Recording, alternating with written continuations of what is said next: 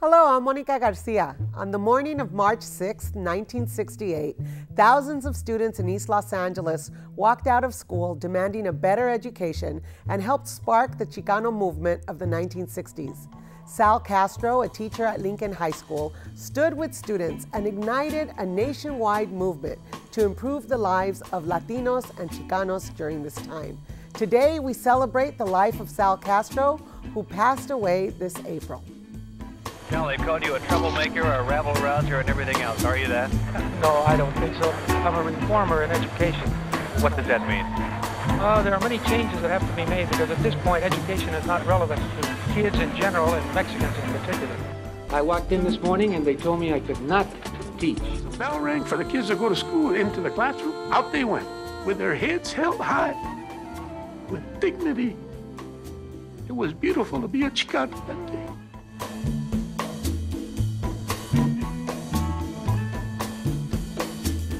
Joining me to discuss the impact Sal Castro had on the fight for educational justice and his legacy as a civil rights leader are three experts, Dr. Mario Garcia, Dr. Robin Avelar LaSalle, and Aide Uritea Lopez. Welcome. So we have questions. Who is Sal Castro? Why are we talking about his passing? And how does this affect our life today? Dr. Garcia, what can you share with us? Well, Monica, first of all, thank you for having me on the program. You know, at the funeral mass for Sal, in my eulogy, I mentioned that Sal was not only an important Chicano historical figure, but he's an important figure in American history. Why? Because he helped to change the schools. You know, Sal had a lot of history even before he got involved with the walkouts. You know, he was a child of the Depression. He saw the Zoot Suit riots in the 40s. His own father was deported in the 30s. You know, he grew up during the period of the World War II. He went into the military during the period of the Korean War, came back, got his college degree at Cal State LA, and then started teaching at Belmont. And even then, his first teaching job was in '63. He already knew the problems in the schools. What were the problems? Going back to the early 20th century, they were referred to as Mexican schools. These were segregated schools for Mexican Americans throughout the Southwest. They were inferior schools. The teachers had low expectations of the kids. There were high dropout rates, not enough reading materials and so forth. Sal knew these problems. He saw them in the schools in East LA, like at Belmont. He tried to make changes. And because he tried to make a change there at Belmont, they forced him out and they sent him to Lincoln. Little did they know he would cause even more trouble at Lincoln. But trouble in a sense that he wanted to change the schools. He wanted to change schools that were really not providing what he would consider education.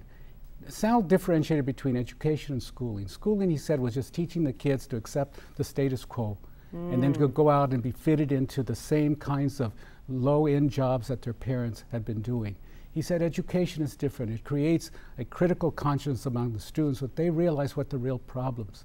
And so over the years at Lincoln, he started working with kids, having dialogues with them, and at the youth leadership conferences, the campus Kramer conferences. And out of that dialogue came a recognition that something dramatic had to be done to change the schools. The principals weren't listening, the school board wasn't listening, and Sal finally decided something dramatic has to happen to shake this whole thing up. And so ultimately out of that came the decision was to have a massive student walkout, a strike. And that occurred in, as you mentioned, in March of 1968. And it shook the LA to its knees.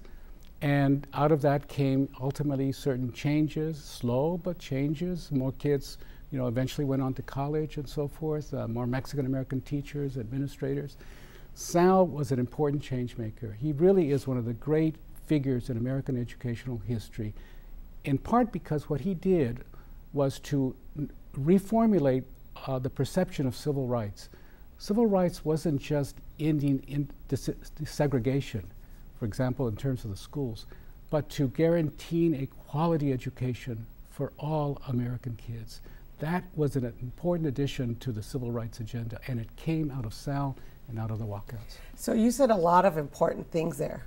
One, his experience of the son of immigrants, or his experience as a person who had suffered through some of these social episodes, came with the consciousness to a job that he wanted to make a difference. right? We heard that. And then we also heard this idea of organizing and leading and rejecting something that wasn't working. So Dr. Avelar, why don't you tell us about that time and the walkouts and how that organizing kind of all took place? Well, I'd love to, but I was 7 years old at the time.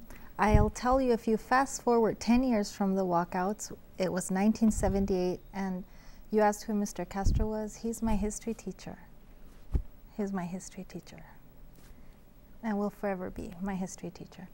And as a junior sitting in his class, he was very clear that we needed to understand history from the point of view of everybody's contribution to the United States, including Chicano, Latino, high Hispanics, as he would call them and just sometimes call us. And so we learned many things, like the name of Los Angeles. He would correct us. Es Nuestra Señora, la Reina de Los Ángeles de Porciúncula. We had to read it, pronounce it properly, and spell it, including accents, along with us understanding the names of the streets around our school at Belmont High School. Figueroa es Figueroa. It was the name of one of the original politicians when this was Mexico, and then became part of the United States, and all the politicians of the time were actually Mexican descent, now Americans. And so I know that if you were to ask Mr. Castro right now, if I might be so presumptuous to talk about what he was, he'd say he's a teacher. Mr. Castro's a teacher. Mr. Castro's a teacher, and he is one of the, he's the only one. He was a counselor when students of Lincoln, Wilson, Roosevelt, Garfield, Belmont got up and said, ya basta, we're going to take it on, we're going to fight for something different. He stood with them. Aida, you teach a lot of students at East LA College, and you have been in and around the school district for many years. What do your students need to know about the blowouts, the walkouts, Sal Castro? Well, they really need to understand the history, and even though I teach the Mexican American and contemporary society, I always go back and I highlight key dates, key moments, key court cases, and key people that made a difference. And what they need to know is that there was a teacher that, even though he was facing all odds, he stood up for what was right. And my students are always inspired by that story. And I think that's what they need to know. They need to know that even though we're facing all odds, because it's happening now, that there's still hope, that we can organize, that there's hope, that they should have a lot of self-pride in where they come from and organize for a just cause. You know, if I could just say, so 1978 was the 10-year anniversary of the walkouts. And one of the first research papers I ever had to write was in Mr. Castro's class.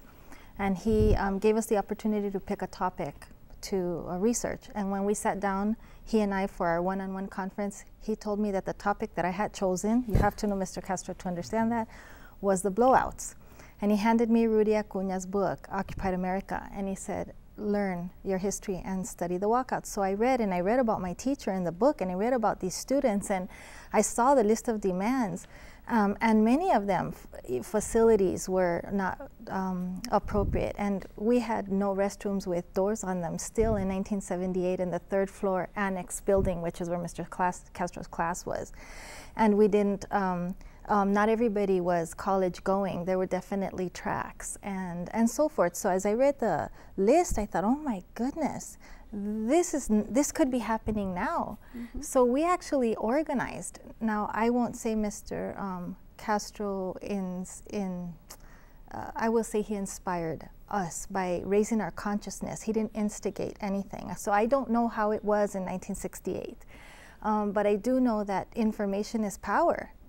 And by arming us with information or giving us access to it, we got angry, and we organized a 1978 10-year anniversary walkout. This time, however, when we walked out, and it was the same thing, we actually organized in the park because we read in the book that they organized in the park, and we made buttons because we heard they made buttons, and I still have my button, by the way. And when we actually walked out of Belmont High School in 1978, there were snipers, police snipers on the roofs. and other police officers all over the quad area, the campus on the flats, and administrators threatening us. And I'm ashamed to say that we turned around with our, like we say, tail between our legs and went back to class terrified, wondering how did these students, how in 1968 did they have the courage to face this and walk out when we didn't? And I was very ashamed and went back to Mr. Castro, and he said, don't be ashamed. Times are different. Your battle's going to look different. You go to school. You get your BA, you get your master's, and you get your doctorate, and you come back and you see how people listen. You don't have to fight from the fringe. We can fight from the inside now. Get into the inside. And so many of his students did that. Yes, we can fight from the inside. And in 2008, during the 40th anniversary of the walkouts, I had a chance to talk with Sal about the importance of that historic moment and its impact on all of us. Check it out. 40 years later, help us understand what was going on in 1968. Well, I call that generation the greatest generation of high school kids. Very aware of what was going on around them, very much wanting to make changes for the better, because they saw themselves stuck in a situation they weren't going to be able to get out of unless there was some action taken. Yeah, and those changes, what were they, Sal? What needed to change? At the time, they were tracking kids. For the majority of boys were in auto shop or metal shop or maybe electrical shop. The girls either home economics or secretarial science. Very few were on a college-bound track. So they found themselves trapped in the same situation that kids in the 50s found themselves. Back in East LA at Roosevelt High, I understand that in the 50s, after the Jewish community left Boyle Heights, they wanted to begin tracking kids at Roosevelt High into industrial arts, the boys and the girls. And Ed Roybal, by the way, a city councilman at the time and later a great congressman, he then fought that good fight to stop that. But not that much changed between the 50s and 1968. The marches in the South, the Selma March, the Southern Christian Leadership Conference, the cafeteria or the drugstore sit-ins and so forth and so on, the attempt at equal access to voting and so forth, the voting situation in the South, and the Vietnam War also was an example of many things. Things were shaking up at Berkeley. So there was a lot of activity around the students. They kept seeing this every day on TV. And earlier, not 3 years earlier, there were some problems in Watts. There were some concerns in Watts. People raised their voice, and they raised their voice so loudly that 36 of them got killed. In the 50s, as I was mentioning before, Dr. Paul Sheldon did a study on the LA City schools in '59, in fact. So scathing was a report on how bad the LA City school was that the LA City schools did one thing. They tried to get him fired from Occidental College. He was a professor of education there. And so the 50s told us that things were bad. The FEPC report from the state of California in 1964 showed that things were just not really anything had changed. They locked the doors with chains. Students could not go to the bathroom during class hours. Even at nutrition, in many schools, they couldn't go into the restroom, even at lunch. The lack of concern, the attitude of teachers that, you know, why bother? You know, these kids are just going out into the working community, and very few are going on to college.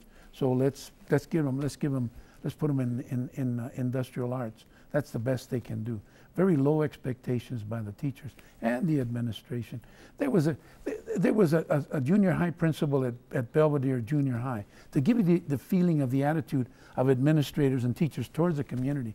He had a long list about 40 or 45 to 50 terms that parents had used with their lack of awareness or lack of sophistication in the English language, making fun of parents when they were writing absentee or sick notes for the students, and thinking it was very comical, and not caring.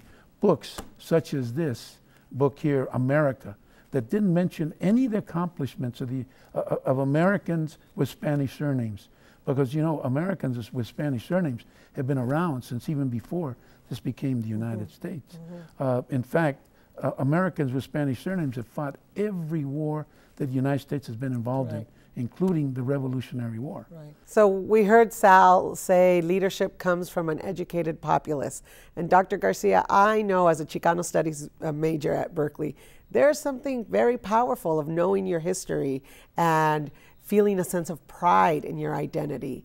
How do you see that? Well, absolutely, and Sal recognized that. I mean, one of his basic philosophy was that for a student to succeed well in the schools, they had to have a sense of their identity, be secure in their identity in order to achieve. And so he brought that into the classrooms. Even before there was Chicano history classes at the universities, Chicano studies at the university, Sal already in the early 60s, mid-60s was talking about Chicano history. He brought in Mexican history that he had learned as a young boy because his early schooling was in Mexico with his father. And then, so he had a sense of that. He brought in Mexican history and the history of indigenous Mexico, what he knew about Chicano history. He had discovered Carrie McWilliams was northern Mexico when he was at LA City College. One of his professors, had him read it. And so he had a sense in general of what Chicano history was. And so he brought as much as he could into the classroom. He wanted the kids to feel good about themselves. He wanted the schools to reflect the culture and the history of the community and where those schools were positioned.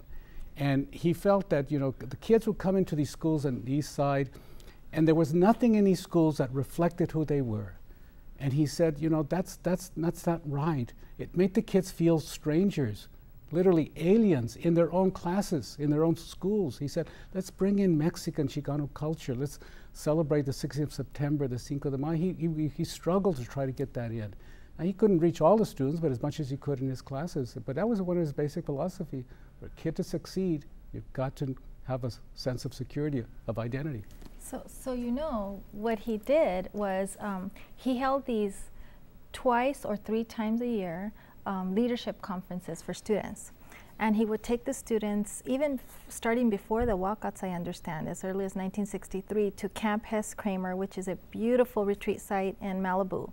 And the location was inspirational and far away from the city, and that was by design. And the kids would leave, not always excited to go, and still, up until 4 years ago, they get off the bus and the doors of the bus open and mariachis are waiting for them.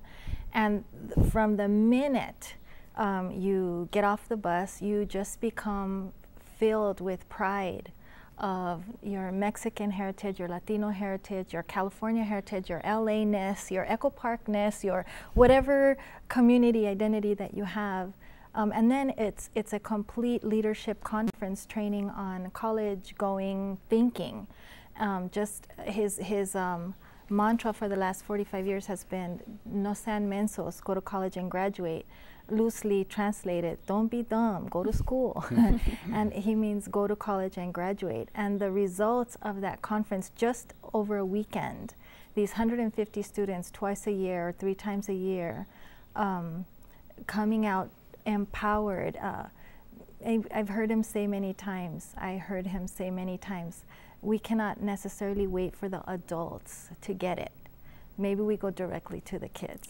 And so the conferences were about getting the kids to become self-aware, conscious, socially conscious, understanding the history, and understanding the social capital that's necessary in order to be able to go to college. SAT prep, applications, the value of an AP class, GPAs, college recruitment would go there, in addition to dance, where the only music played was of whatever Latin variety, which is foreign to a lot of neighborhood kids now. He taught the boys to do a serenata to the girls, an actual serenata, where the boys' camp would walk across the forest to the girls' camps to treat them like gentlemen. He explained to the boys what true machismo was, not the stereotypical not true version. And this emphasis on college, if I may add, Robin, is that he was addressing the fact that the schools, the high schools, for example, were not encouraging the kids to go into college. I mean, there was a lot of vocational classes in these schools, and very few of them were being told, you take more academically enriched classes and go on to college. And he constantly had to counter that So the youth camps in part were to do that in terms of trying to encourage them to go into college, bring in college recruiters, as you know, and continue to do that till, you know, for the last number of years. And so, and it was because of that tracking system in these schools.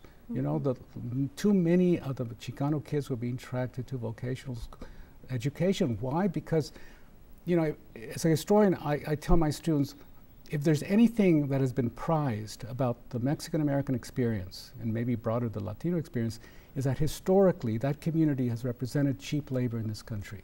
And the schools reflected that. The schools reflected that because then they were simply rotating and socializing the kids in the schools to go right back into that cheap labor market. And that's what Sal was working against. And you know, so you know, that's what he was trying to do at the youth camps as well, to counter that. Completely. And I just want to say we're speaking in the past, but we all work in schools and districts right now. A lot of that still occurs. Absolutely. So we saw from 68 to 2008 when we took a pause and looked at what were kids demanding and what were the needs today, we saw we had a long way to go. So for the first time, and I'm 45 years old, I was born 21 days after the walkouts, and as a daughter of East LA, I know that so much of our community is left out of possibility because we don't get a chance to read and write at grade level and get to graduation. So we looked at what's happening in LA. We've built 131 new schools. So for the first time in, you know, since Sal stood up and yelled about it and the kids walked out, we have reduced overcrowding on our campuses. Some would still say, wait, we've got way too much to go. Today, graduation is from 45% on a 4-year cohort to 65%. And our third graders, we've gone from 29% to 48% reading at grade level, but that means 52% do not. So we have a long way to go. Nowhere. Yeah. I think what's so important is that we said the walkouts ignited a movement. And that movement that Sal reminds us of is validating your being, right? Validating a cultural experience that today LA is 74% Latino students. Yeah. We're 91% kids of color, 80% kids who qualify for free and reduced lunch. And in that spirit of Sal Castro, we have to know that, yes, these students deserve a quality experience and access to getting to college. And when I talk about Sal Castro in my Chicano Studies courses, I think what really resonates with students, it is that validation, that cultural validation and that validation of their identity. When I tell them, I think it was the story, if you could correct me, Dr. Garcia, that I think he had to sit down in a corner or something like that because he didn't speak English or he only speaks Spanish. Yeah, and I tell my students that story, and I even kind of relate it to my own experiences in the classroom. I remember I was a first grader, and our teacher would ask us what we had for breakfast. And I would say, oh, you know, my mom made me a licuado. And the teacher assistant was Mrs. Sanchez. I'll never forget her. She was awesome. And she's like, no, mijita, she makes you a smoothie, like a milkshake. I'm like, no, it's a licuado. It's different, you know? So it's just so funny because when you talk about these stories with our students in some of these classes, they do feel validated. They feel like, oh, yeah, you know, there's other folks that have felt this like out of place, and they've been able to come this far. So it is that validation, and I think that's really important, and it goes back to feeling a good sense of pride and a good sense of identity. Well, what Sal in part was also teaching his students, and I think the walkouts kind of validated, was they weren't the problem. You know, going back to the 1920s, there was a discussion throughout the Southwest of the so-called Mexican problem. And the Mexican problem was that these immigrants coming from Mexico were bringing in, you know, all kinds of social problems, health problems. They were putting, you know, they just wanted to be on relief and things like that, and delinquency and crime and all of that, without really addressing, you know, why were these social problems there? Again, cheap labor, lack of educational opportunities, and so forth and so on. Sal understood that. And so, you know, what he was teaching the kids was that they weren't the problem. Maybe they were told directly, indirectly in the schools, you know, the problem is, you know, maybe have something to do with your culture. You come from a culture that really isn't too modernized, isn't oriented towards, you know, education. Your parents, aren't coming around to PTA meetings and so on. All of the indications that they were the problem, their culture was a problem, and Sal was teaching them, and the walkouts were part of it. No, they're not the problem. The schools are the problem. There's institutional racism, and that has to be addressed. And in some ways, that still has to be addressed. But I think also the lesson that Sal was teaching, and part of his importance in American history, is that he was reflecting on the fact that all important reforms and changes in American history haven't come down from on top. Why would the elite, the 1%ers and so on, the people who really control power in this country, why would they voluntarily allow various changes that would allow great numbers of Americans to have greater mobility if they don't have to do it, that they're profiting from it? And so important change comes from the below, from the struggle of the people themselves, and I think Sal was reflecting that, and the walkouts indicated that. How did these changes begin? How is it that within 1 year, as Sal pointed out, the number of students, of Chicano students, for example, at UCLA, went from less than 100 to several hundred. Well, that was a result of the walkouts, and that began to be seen in many other college universities. It was that kind of struggle. Sal knew that, and that's why he knew that changes were coming. He reflected on that, he understood that, but he always reminded people that and new generations, when he would speak on my classes or other campus, you guys now, you younger people, this new generation have to take up the struggle. They have to take up the mantle of what he called, his kids, the walkout kids, the walkout generation. They ignited it, you've got to take it forward. And when we think about igniting and whether, the blowouts open the doors for students, Latino students, East Side students, students who were underrepresented, I have to think of and give props to Vicky Castro, who was one of the students who walked out with Sal, and thousands of students walked out, but she was a leader at that time and became one of the 2 Latinas to represent us on the school board. And that is a huge change of power, right? For someone from the community to get to be one of the 7 elected members. Yeah, it was one of the students. She was a college student at the time. She had graduated from Roosevelt. She was at Cal State LA. She was one of the college students that helped Sal organize.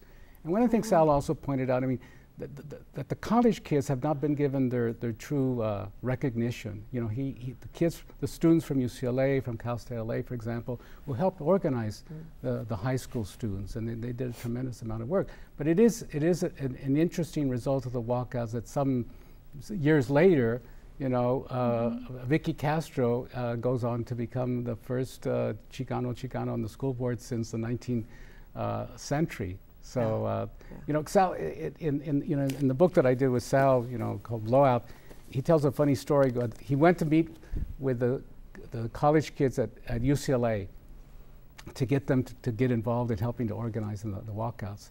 And so he's meeting with them, and he said, I'm going to need your heads in helping, in the walkouts. And the college kids are saying, of course, yeah, because we're smart and we can come up with strategies. And he said, no pendejos, no idiots. I need your heads, literally your heads, to come in the way. If the cops come in and try to harm my kids, you put your heads in between the kids and the cops. That's why I need your heads. Of course, they took it eventually. They understood what he was saying, but they played a very important role, and Vicky was one of those. That's right. And talk to us about the courage. You talked about, if they're snipers or we're doing something against the grain, how hard it is, even at your home, right? If your family usually does it this way, to do it a little different, that's difficult.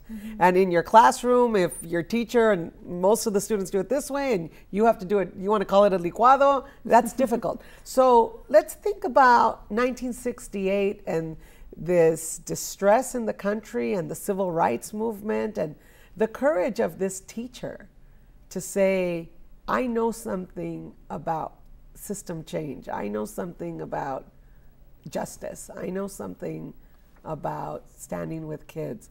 Tell us about that courage. I could offer a story.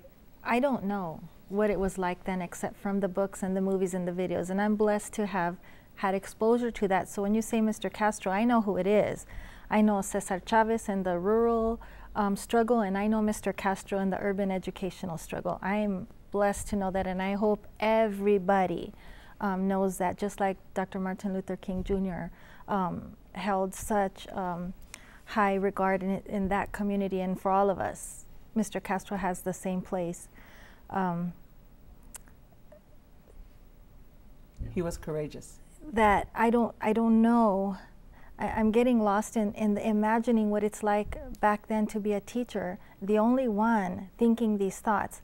And the reason I'm saying that is I work with schools and districts now, and 2 years ago I had an experience, and I have experiences like this all the time, where there's an entire group of educators in the room talking about the low-performing schools, use some euphemisms for Chicano Latino students. Low-performing students, high poverty, underrepresented. There's all these ways of saying what we mean, but it's the Chicano Latino students who are not succeeding.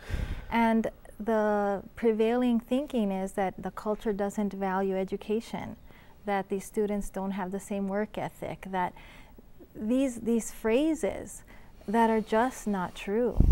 And being the only one in the room, mind you, now with all the titles and credentials behind me, and really thinking hard about when and where and how and if I'm going to infiltrate that conversation and try and make a correction. And I'd like to think that almost all the time I do, and I think almost all the time I do, but not all the time. It's at great risk. So I can't even imagine what it was like for Mr. Castro. Well, you know, these were dangerous times, and Sal had the courage to stand up for his kids. He loved his kids. He gave them all the support. He believed that they could go on to college and so forth. But these were dangerous times. You know, during the walkouts and after the walkouts, he got death threats. And as you know, he was arrested along with 12 others who were involved in one way or another in supporting the walkouts. They became the East LA 13. They were hit with 15 counts of conspiracy charges. Had they been convicted, they would have served 50 some odd years or more.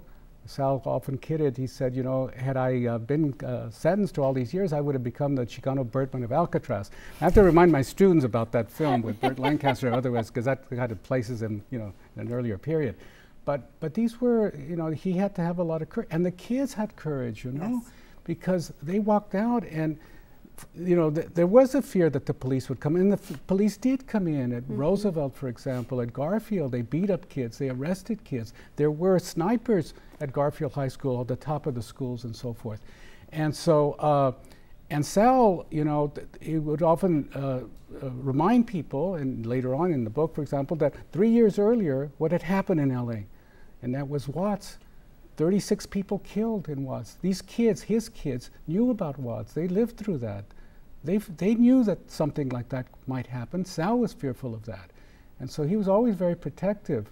One of the things that I learned in doing the book on Sal is that he hoped all along that just the bluff of a massive walkout would be enough to get the Board of Education to begin to negotiate over the demands of the students.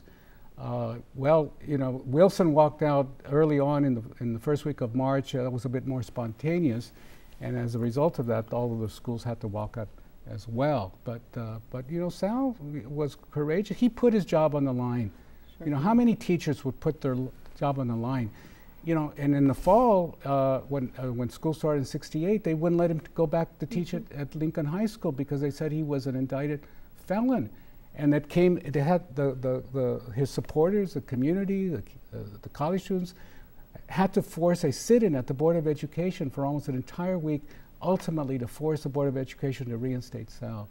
And then after that, he spent 1 year at Lincoln. They bounced him around for another couple of years, and then they put him at Belmont. Of course, he then, you know, spent the rest of his career working with kids again, encouraging them to go to college, the youth camps, and so forth. I mean, he believed that teachers had to have commitment and principles, even if it might endanger their jobs. If they really love their kids, put your career on the line. Are you for them or just for yourself? You know, interesting when he, of course, lucky for us, because he got to Belmont, I got to meet him. He was not allowed to be a sponsor for any student club, not Mecha, not the Spanish club, not the football boosters. He was not allowed for many years. I don't know if eventually they officially allowed him to, or just his presence was so big and students, he was like a magnet for all of us, that he was just everywhere. One of the things we talked about earlier, I wanted to just bring out for consideration is he knew that we don't need anybody else to help fix us. We need to fix ourselves, that we're not going to wait for the society at large to get it. And so leadership development was very important to him. Yeah. And even though we all have these tests, we can all give testimonials to times when people say things that we just know are not true, but they seem so true at the moment that they become normalized, like certain kids will inevitably not succeed. The normalization of failure becomes very quick, or the assumption that some students will and some students will not go to college, obviously, never goes challenged often. But he has developed this cadre of people, and I'd like to think I'm one of them and all of us here, that just challenge it. We don't accept it. I've heard you at meetings, oh, challenge is a word, yes. When anybody tries to blame the parents or the value of education that we place on education or our community, those are just not facts. And where it was most clear to me most recently was at Mr. Castro's funeral. Mr. Castro's funeral, 2,000 beautiful people, Chicano, Latino, and others, filling the entire cathedral, doctors, lawyers, teachers, principals, architects, artists, actors, and everybody else, all standing side by side, connected by Mr. Castro's legacy or committed to having it continue. It was a beautiful day to be Chicano that day. It was a beautiful day, and may every day be beautiful like that for all the kids coming up. Beautiful testimonials that I heard so much, thank you, Sal. We just kept hearing that over and over. Thank you, Sal. We'll be right back after this KLCS News Brief to continue our conversation on the legacy of Sal Castro.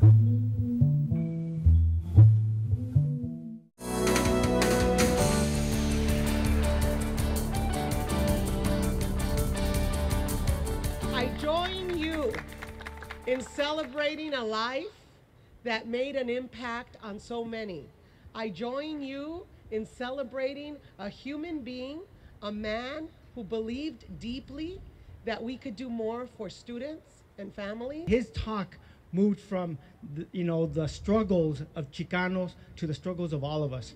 I think what he did that day more than anything is inspire a lot of folks. He talked about education and knowledge and desire. It really is about what drives humans and individuals to change the world.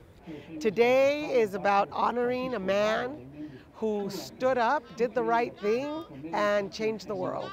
And it is the LAUSD's responsibility to lead in increasing rates of graduation for Latinos and children of color, children of low-income homes, and all students in Los Angeles. Sal Castro's message was about that. It was about going to school, getting an education, graduating with advanced degrees, and helping future generations. My face is the face of the people coming to this country.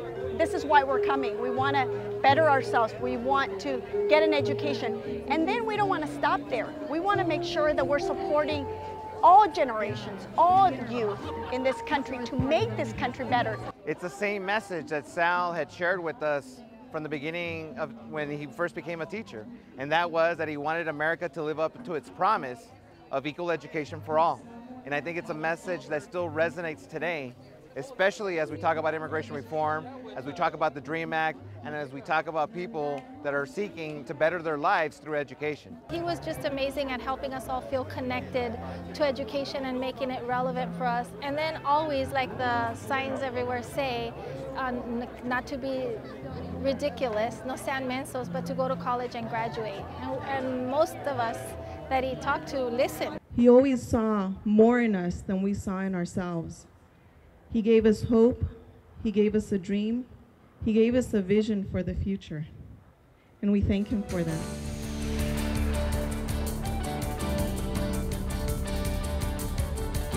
And it's so easy to experience joy when we celebrate Sal Castro. And it's so easy to feel recommitted to this fight. But we really have to understand this greater American context, that this whole 79 amazing years of living, now we get to reflect and learn from even more. Yeah, I'd like to pick up on that because, you know, the idea of Sal not just being a Latino hero, but an American hero is very apropos. We have to understand that the walkouts were part of the Chicano movement, which was the largest, most significant civil rights and empowerment movement among Mexicans in the United States, among Mexican Americans. And that is really part of the larger scope of the American civil rights movement of that era. And that has to be recognized. This is not just Chicanos, you know, trying to change things just for themselves, but trying to change, you know, the educational system and so many other aspects that affected all other sectors of the American population. This is Chicano history is American history. Sal Castro is not just a Chicano hero, he's an American hero, and that has to be recognized. We had talked about '68, for example. Well, the blowouts are part of '68 that, you know, so many things were happening in this country, in Mexico, in Europe, in Paris, so forth. So in some ways, it's also not a world history, if you wish. So Sal was really, you know, has to be understood as an important American historical figure. The walkouts have to be seen as it is in fact the largest high school student strike in American history. That has to be integrated into the larger scope of American history. The Chicano movement, especially now where Latinos, given the population that we represent, has to be more well integrated into the discussion of that era of the '60s. That's all American history. It can't be isolated anymore and should not be isolated anymore. It definitely shouldn't. And, you know, as a Chicano studies instructor, I'm at a community college and I get a lot of the recent high school graduates, and when they start taking our classes and they start learning about the history, obviously they can't help to be a little bit obviously pissed off because they didn't get that K through 12, right? So hopefully, like, moving forward, it'd be nice to have more of ethnic studies, Mexican American studies, Chicano studies, integrated more into our regular curriculum. Because we are part of American history, so it'd be nice moving forward to advocate for that, and I certainly would. And you were also drawing some comparisons into this struggle for civil rights and into the fight to be the America that America could be, about our dreamers and the whole immigration movement today. Definitely. I mean, right now we're seeing a lot of students that do have that courage, regardless of their immigration status or their citizenship status. They're fighting for their right to an education and be able to achieve that American dream. So again, a lot of the students in our classes are learning from Sal Castro and the blowouts and all the students.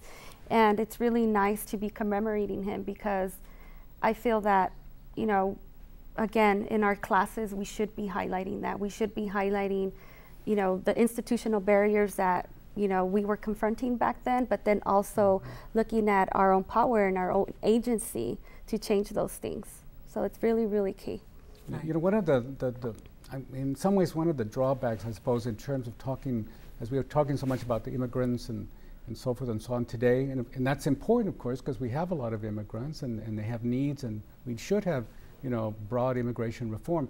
But that gives too many other Americans the impression that we're kind of the last of the immigrants. We haven't been here that long and so forth. And one of the things that Sal always reminded his students, we've been here for centuries. Yes. For centuries, you know, going back to the indigenous people, the Spanish, you know, presence in the Southwest, the Mexican era of the 19th century, the rancheros and so forth and so on. And where do we think, you know, Alvera Street comes from? It doesn't come with a Mayflower.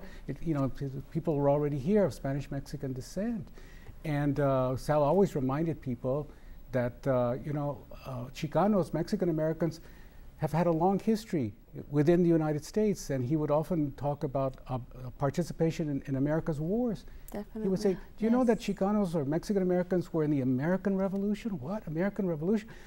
Spain, New Spain, supported the American Revolution. Those are the Mexican Americans. They came from Mexico.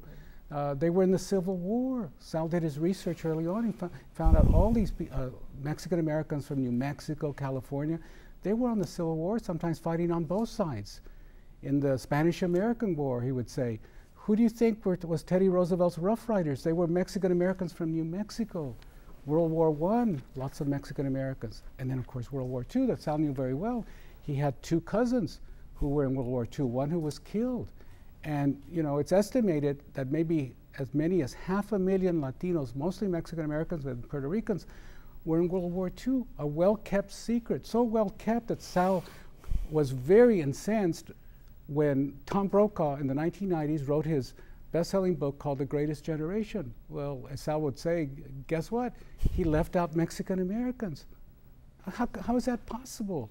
In the 1990s, already with multiculturalism. And then to add insult to injury comes a documentary series by Ken Burns on World War II, in which again excluded Mexican Americans. Sal wrote scathing letters to both Brokaw and Burns, you know, about this exclusion. But again, it's a sense that we've not had a long history, but Sal would always remind us, we've had a long, long history. We've made our contributions to American society, and those have to be recognized, because otherwise the kids, again, coming to the school, they have no clue about this long history. They feel that there is no history, and that all history comes from white people.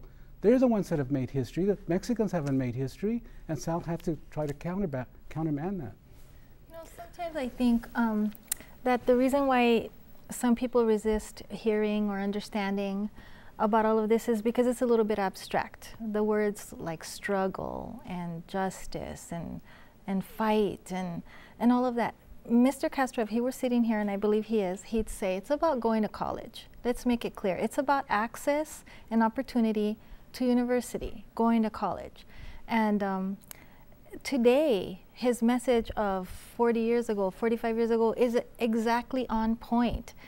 We're hopeful people. We are optimists till the end. We are idealists, and yet we're realists. And we know that there are schools and districts across California, across the country, to be sure, where all students, but especially if you look at the statistics, this is Mr. Castro's point always, the Chicano, Mexican descent, Latino students fare at the bottom of the totem pole of college completing students. Even college admitted freshmen graduate within 5 years with a BA degree at 40%. 40%.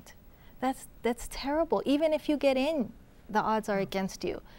And his Chicano Youth Leadership Conference, which we're all committed to his legacy by making sure that continues, students who are juniors or sophomores who attend this weekend retreat at Campus Kramer that you mentioned, that we've all been involved in one way or another, even though they are not even admitted into college or even have submitted applications, 85% of the students who actually ever participate in a conference get into a university and graduate within 5 years. That's crazy, more than doubling the rate. To show you the power even of a transformational weekend. But with that weekend comes mentors. We're all mentors. It's our obligation to continue connecting with the kids coming up. There are role models. We are all role models, whether we ask to be or not. It is our obligation to stand, to be on the inside, to be on the boards of education that are policymakers, to be at the universities, to be external evaluators to the system, and in all our capacities to take action and not be pleased and done with the progress that has been made, because it's been slow. Yeah. It's been present, but it's been slow, and there's so much more to do. There's definitely so much more to do, and I agree with Robin, because, you know, in California, and not to just jump on the bandwagon, but in California, I think we're #1 in prison building, but number 42 in education. 49th. Last year we were 49th in education. It went down to 49. And we're supposed to be part of the, I think, 7th largest economy. So, you know, it's not just to talk down about some of these things, but we have to think carefully about where we're going. And it's not just, it's Chicanos, Asian Americans, African Americans, Blaxicans. I mean, I get, you know, everything. I get a mix of students, and we really have to think about the future, because it's in their hands. Yeah. You know, it's really in their hands. But, you know, as some of my students, I co-advise the Mecha at ELAC, and some of my students are like, we're here to learn, like, we're eager, like, teach us, mentor us, like, our students want to learn. And I think that it's a two-way street. It is the parents, it's the educators, it's the administrators, and we all have our job to do. You know, it's not just pinpointing, oh, we're at home, this is happening, and, you know, they're not getting the love and the support, or, oh, yeah, it's your teacher, she sucks, or whatever. It's all of us. It's really all of us. So I hope that, you know, all of us take that very, very seriously. I know that we do here, and it's very key, or else we're going to end up with everybody with prison jobs, you know. The struggles need to continue. There's no question about that. Sal would obviously agree with that. Sal wanted kids to go to college, but that wasn't enough. He wanted them to also then be change makers. That's a term he constantly used. He said, what good is it to send kids to college, to get them in as teachers or principals or politicians or in business and so forth, if they're not going to be change makers, if they're not going to make a difference for their community?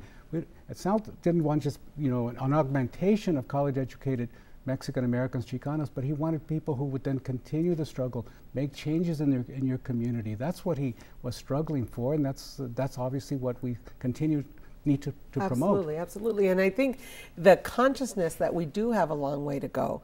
And while things have gotten better, and certainly we've gotten to the university, or you know, our jobs reflect a different piece of access, I think we have to think about what is education about? Is it social replication, in that the underclass stays the underclass, or is it social interruption, right? Which is what Sal really believed in and taught of, you know, education, when you turn on the light in any individual. And while he was, for his time, the Chicano movement or the East Side, it really is about all kids and all peoples. And today we've got 144 languages in LAUSD, and we are the United Nations inside the school district.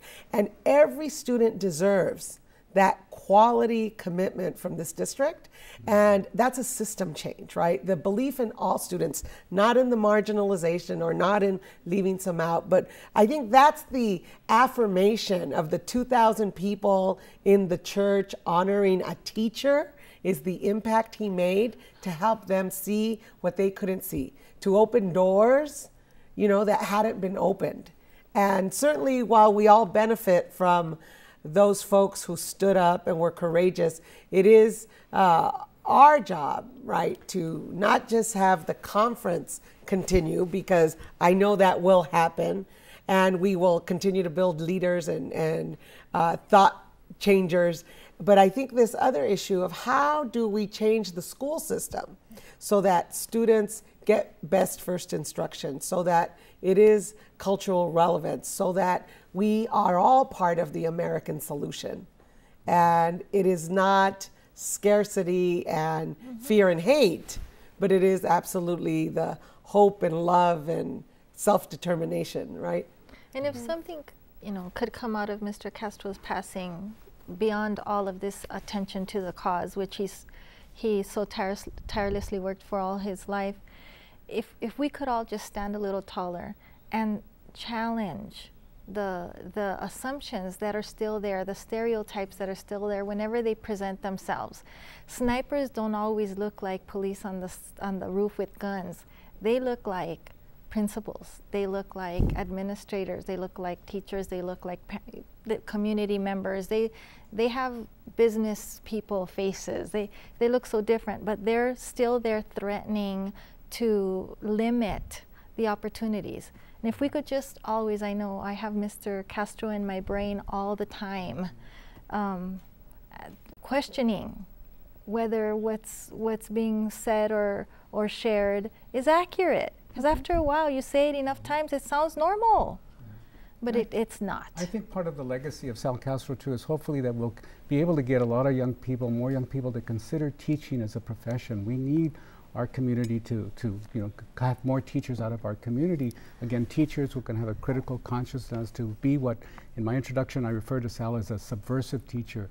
So in a sense that he was undercutting the kind of status quo dogmas that were being implanted in the kids, and he would try to get the kids, why does this happen? Why is society the way it is? Don't just accept it, but question it.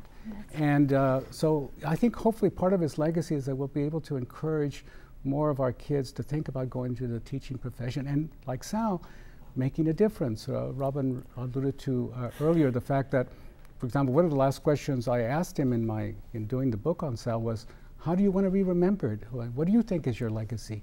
He said, all I want on my tombstone is to read Sal Castro, a teacher.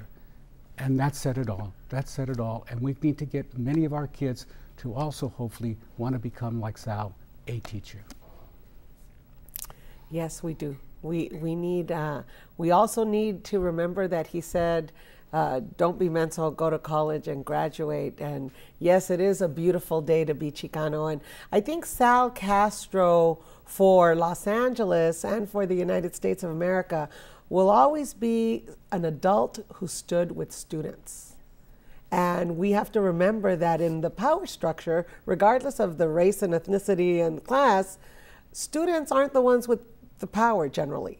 And so in redefining, I mean, how wonderful to learn from the voices of students in this country, right? Whatever that is. Students have been the consciousness of America for a long time. And so we have to continue to invest in students. We have to continue to celebrate courageous teachers and leaders. And we have to build that solution inside. We have to build that solution inside that he constantly talked to us about. So we do have a school named for Sal on the Belmont campus, a middle school. And I think the other piece that I take away whenever I heard Sal speak, and whether it was, you know, driving home the need to do more for his kids, that he loved kids. He loved students. He believed in education. And he believed in his own agency as an individual, right? He wasn't waiting for someone else to come in with the solution. That was what he was offering us. So our students have a lot to learn. We all have a lot to do. And yes, we are hoping and expecting to see the Chicano Youth Leadership Program continue as one of the avenues that, that will continue to produce transformation weekends, right? Yes. So thank you all for being with us. Your stories are valuable and we appreciate you. And thank you for joining us. Sal Castro was praised as a tireless, inspiring leader and activist, but he simply wanted to be remembered as a teacher who inspired thousands of students. I'm Monica Garcia. Sal Castro's fight for educational justice was a fight for all students of Los Angeles, and his work will continue to inspire all of us. Gracias.